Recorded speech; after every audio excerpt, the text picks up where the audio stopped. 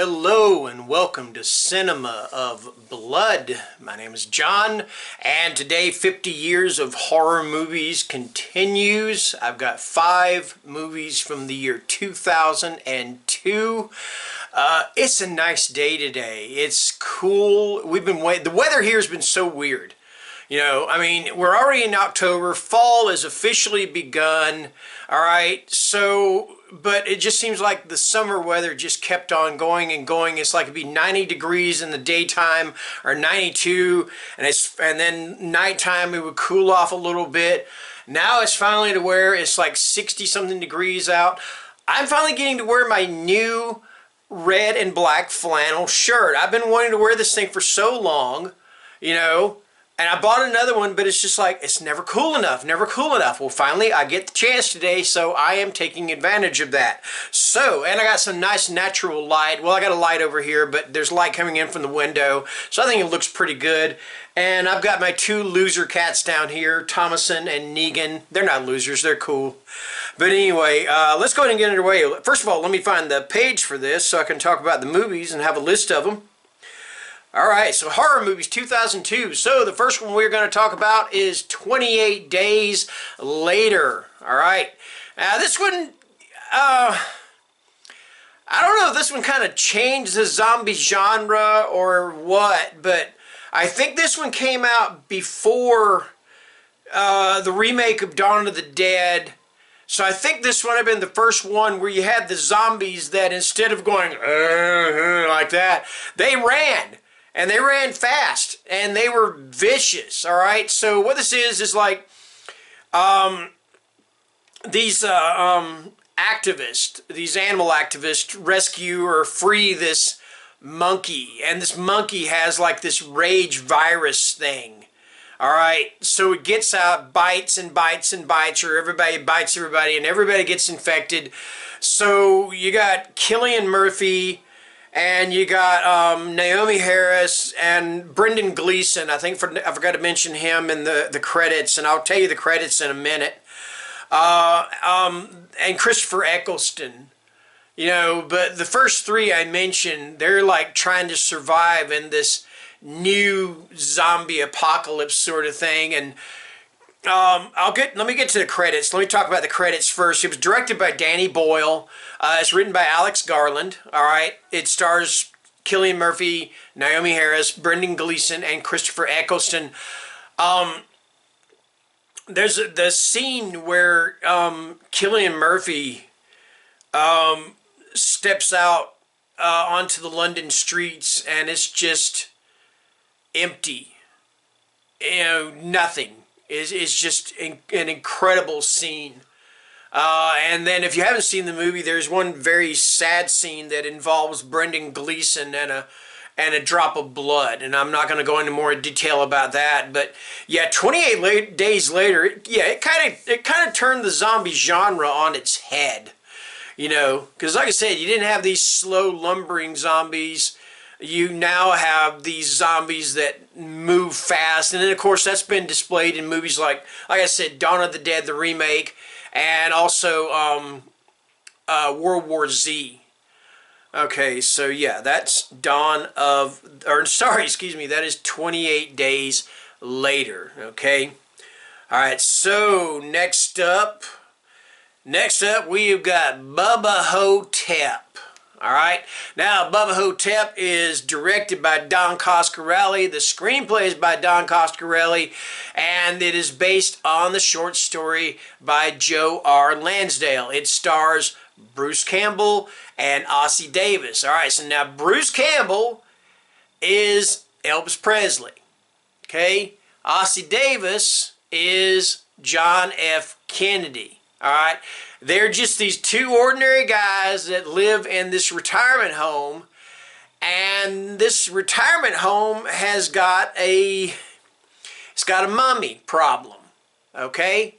And that's where Bubba Ho-tep comes in. Leave it to Joe R. Lansdale, who is from Texas, and I imagine might know quite a few Bubbas, to name a mummy Bubba Ho-tep. I mean, that is just fantastic. But anyway, it is up to Elvis and JFK to put a stop to this mummy before he can continue his mummifying ways anymore. You know, and if you think this movie is as strange as it sounds, you got to remember something. This is directed by the fella that directed Phantasm, which is about as weird a horror movie as you can get, and it's a whole hell of a lot of fun, and so is Bubba Ho-tep. All right, so there you go. That is Bubba Ho-tep. So let's move on with this. All right, next up, we have got some wonderful werewolf action. This is Dog Soldiers, okay? Directed and written by Neil Marshall. It stars Sean Pertwee, Kevin McKidd, and Emma Cleesby. What this movie is about is you got these guys, these soldiers, and they're doing like maneuvers. So you got one group of soldiers over here, you got another group over here in this direction, and they're having like these mock war games. Well, the next thing you know, the one group of soldiers finds the other group of soldiers slaughtered. All right? So bear with me here on this. They are slaughtered. The reason they are slaughtered is because they came upon a pack of werewolves. So now you got your surviving guys that are now surviving soldiers. They're trying to do their best to survive against these bloodthirsty beasts. They're holed up in this farmhouse with this woman, and they're doing everything they can to stay alive. All right, that is the premise of Dog Soldiers, and if you think it sounds as good as I'm describing it, you are absolutely right, man. This is one action-filled horror movie. I mean, the werewolves are just big, ugly sons of bitches. You know, and you got these soldiers, and there's a little bit of surprise in there too. I ain't gonna give away that, but yep, if you haven't seen Dog Soldiers already, you need to check out Dog Soldiers. And remember, it is directed by the guy that directed The Descent, and if that doesn't give you any indication of how good this movie is going to be, I don't know what to tell you. Alright, so let's move on. Next up, we have got May. And this is directed and written by Lucky McKee. It stars Angela Bettis, Jeremy Sisto, and Anna Faris. So what May is about is about this lonely woman, May, played by Angela Bettis, who is absolutely fantastic in this movie. And she's kind of a loner. She's kind of an outcast. She's what you would consider to be plain. She's not the kind of girl. She's not very social, but she wants a friend.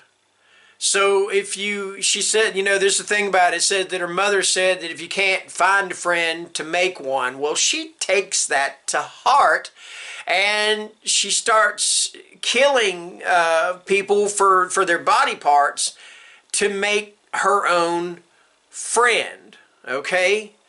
So she befriends Jeremy Sisto, and he's Jeremy Sisto, and he's always kind of plays the cool guy, you know. And she befriends him, and she befriends Anna Faris, and Anna Faris, if I remember right, is a gay woman. I believe she's gay. I can't remember exactly or not, but I think she is, and that's beside the point anyway. That's just her character. All right. So, yes, you got that whole triangle right there kind of thing, and then you got what May herself is doing, you know, and just this woman's psyche, her mental health, you know, and you can't help but feel sorry for her. I mean, she's just such a lonely character. You know, you can't help but feel sorry for her. This is definitely one of my favorite horror films, you know. And it does get bloody. I'll say that right now. It does get bloody. But if you haven't seen another one, I've been saying this a lot. If you haven't seen May, give it a shot. Okay? So there you go. All right, last but not least, we have got, and this is a remake. I know I've said I usually don't try to do remakes, but this is actually one of my favorite remakes of all time. This is The Ring. Okay? Now, this is directed by Gore Verbinski. I always thought that was a cool name, Gore Verbinski, especially you got a person that's directing horror movies. I mean, how can you go wrong with gore? All right. Anyway, the screenplay is by Aaron Kruger. Now, is a little convoluted about the the other credits. It is based on the novel by Koji Suzuki, and it is also based on the 1998 screenplay for Ringu, and that is by Hiroshi Takahashi. It stars Naomi Watts, Martin Henderson, and Brian Cox. Now, what it's about is about this videotape. Okay, it's about maybe, I don't know, it's maybe a minute-long videotape, but if you watch it, you get a phone call. And a phone call basically lets you know you got 7 days before you are going to die, okay? So what happens is Naomi Watts, she's got a hold of this tape because she's investigating the death of this one girl. Her son watches the videotape and before she can stop him. So now he's got 7 days and she's got to figure out the whole mystery of this videotape so she can try to save her son. All right, and those of you, the ones that don't survive, or the ones that once 7 days ends, they are visited by Samara, and Samara comes up out of this well in the video and comes out of your screen. She is as creepy. Like I said, the Japanese, man, when they make horror movies, they make some creepy horror movies, and Samara is about as creepy as you can get as far as a horror movie villain. All right, so that is The Ring. Okay, so that is going to do it for the year 2002. Until next time, as I always say, take care and stay scared. Bye-bye.